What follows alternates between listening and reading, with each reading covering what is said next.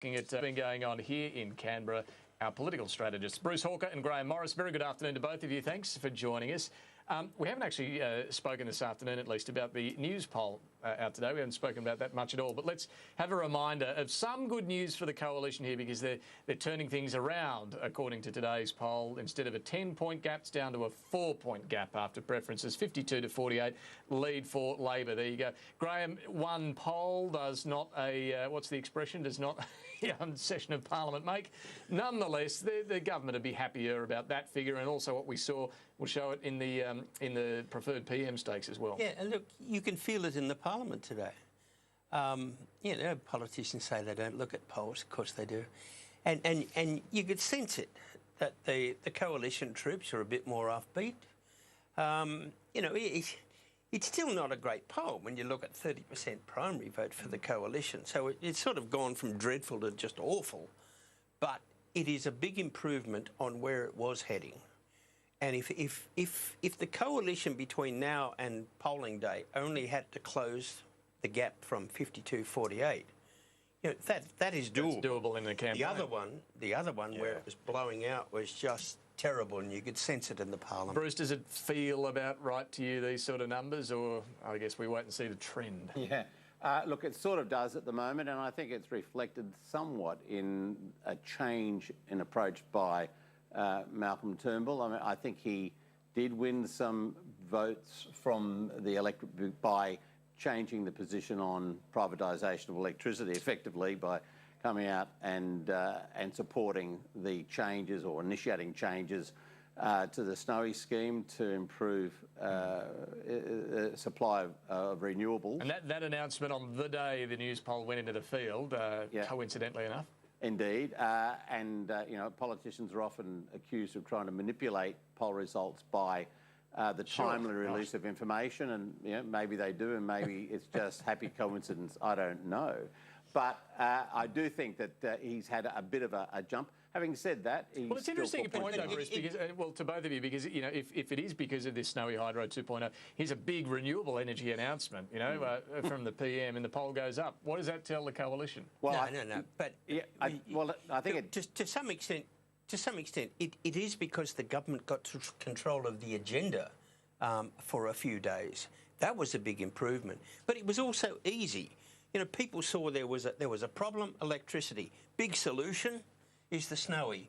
Who's in control? The Prime Minister. And you could just send the electorate said, oh, I get that.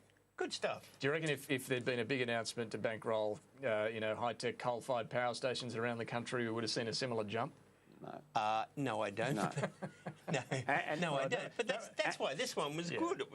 It's been sitting in the bottom of a drawer, everyone's drawer, for a long time, and finally someone said, yeah, let's have a go. But in a sense, this is the interesting thing for the government. When he is allowed to bring his government a bit more into the centre, it seems to be reflected in an improved vote. When he continues to be beholden to the right wing and Conservatives in his party, it tends to dribble away because he's neither here nor there as far as the electorate's concerned. At least he looked like he was doing something and stood for something. And that, I think, is probably the biggest take that we can take out of this poll, that if you are actually a bit more proactive in your Prime Ministership, you might get some recognition for it. Well, it brings us a couple of issues that are no doubt going to be canvassed at the party room meeting tomorrow. One is the Section 18C of the Racial Discrimination Act. The other one maybe is same-sex marriage. Now, whatever you think about these two issues, are they the sort of things the government needs to move on, Graham, get out of the way somehow? What do you think, what would be your advice? On same-sex marriage, I would just stay where it is. A plebiscite. People get a vote. And that was one of the strange things I couldn't understand technically by the Rainbow Coalition or whoever they were this morning in the newspaper saying, hey, here's a poll that says in some seats a majority of people believe there should be a change to the law and there should be gay marriage and everything else. Well, if they're fair income, let's put it to the people. Many of these people are absolutely terrified of putting it to the people. Why? What is wrong with mums, dads, kids and everyone having a go? I think actually what the poll was saying was that they believe that the government should be initiating this measure in the Parliament, not that there should be a plebiscite, and if there were a plebiscite, that there would be strong support for it. What about the idea of a voluntary postal plebiscite is apparently being considered? Would that be a good idea to move this forward, or a waste of money and time? I think it's bloody bizarre. You know, we're either going to get the people to have a proper vote, or we're going to have a toy vote or no vote. Why not have a proper vote? Well, it can't get it through the Parliament, I suppose. Bruce, what do you think? If there's a postal... I see Bill Shorten's already laughed off the idea. Do you reckon it should be given much consideration? Not really. I think they should just go ahead and have the vote in the Parliament, which is basically what the Australian people want to happen. And it goes back to the previous point. You know, you show a bit of decision and decisiveness in your leadership and the electorate will reward you. If he keeps going back to the conservative position... He'll get killed, won't he, by the right, and he'll be accused of breaking a promise. Well, that's his problem. He keeps being beholden to the right, and when he actually goes out and does a couple of things... That's the policy. That's the policy he went to the election with. Well, the policy on 18C is... The policy on 18C is, again, no change to the wording of the Act. Should that apply there as well, Graham? Look, I think with the bill leak stuff and whatnot, and a couple of the court cases, I think in a certain part of the community, people want change. Does the entire country want change? No, they haven't got a clue what we're talking about. No, that's true. But you can't say you can't break the promise on same-sex marriage, exactly. But you can break the promise on 18C. It's the policy. Well, it's the policy. The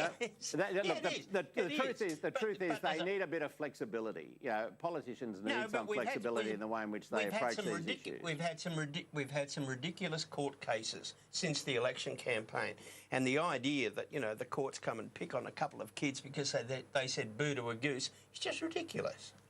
All right. Well, yeah. I mean, we'll see. If they start breaking election promises on one front, I suspect there'll be some saying, "Well, hang on, how about this, that, and the other?" On the legislation, we've certainly seen both sides trying to gear up on IR. Bill Shorten's moving a bill to block that cut in Sunday penalty rates. Malcolm Turnbull's going to introduce bills on Wednesday to ban or outlaw these corrupt payments that apparently go on from employers to unions. I don't know. Is anyone holding the upper hand in this debate at the moment? Bruce, what do you think about this one? I think very messy, and it's sort of what happens when you neither party controls the upper house. I really think it's going to be an ongoing mess in the coming weeks. I don't see this thing being sorted out particularly in the coming... Is it awkward for Labor to have... I know this argument's been run before about Bill Shorten and the deals done when he was at the AWU. It's been brought back onto the agenda this week by the PM. He's clearly going to keep reminding, whenever we get the penalty rate question from Bill Shorten, he'll keep reminding everyone about the deals that he struck at Clean Event and Chiquita Mushrooms and so on. Is that awkward for Shorten? Look, it's a debating point. I think that's really what it comes down to. It's something which is noticed in the Parliament and by the commentariat. But the broader electorate is concerned about penalty rates on the weekends, and they're not concerned too much about what Bill Shorten may or may not have said in a previous incarnation. They want to see some action from the government. And the problem for the Prime Minister, yet again, is that he refuses to really take any decisive position, either going one way or the other. And he keeps hiding behind the umpire's decision line, when everybody knows that he's very supportive of the outcome. And he should, Graham, if he had the courage, just go out and say it. Look, the coalition hasn't even started to tag Bill Shorten yet.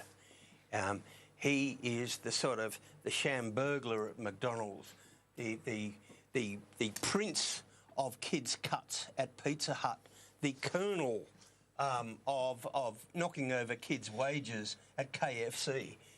He and his mates have been doing this for years. And I wonder if anybody on the Labor Party can actually spell the word hypocrisy. Well, I like the lines there. But to Bruce's point, Graham, it's probably true that workers might see these deals that were done and go, yeah, they'll look a bit hypocritical, and corrupt payments, yeah, we need to stamp those out. But at the end of the day, they probably are still also worried about their own penalty rates being cut. And there's a bit of that, and that's why I really don't understand why there isn't a complete blitz that, hey, we're going to have a whole heap of kids here who can get some real work on Sundays. It is not difficult, this. If small business can employ more people, they'll get out there and have a go. And it's about time some in the business community, and particularly that useless organisation called the Business Council, got off its backside and had a go. Well, maybe the government should be saying that as well. Maybe the government should be saying press that. release, big deal. Maybe the government should be going out and saying all that, and if the Prime Minister grew a spine, maybe they would. You can blame the Business Council and others, but it's up to the government to make that case, and they won't do it because they're too gutless. In this sitting fortnight, probably next week to be fair, it usually happens right in the dying days before they all go off on a long break. The government needs to work out what they're going to do to cut a deal on the company tax cuts and the omnibus savings bill. Company tax cuts first, Graham. We'll find out, I reckon, at the 11th hour on the last day. But what should happen? I suspect you're right that it'll be cut back a bit. And on the childcare one, that is really difficult. Yeah.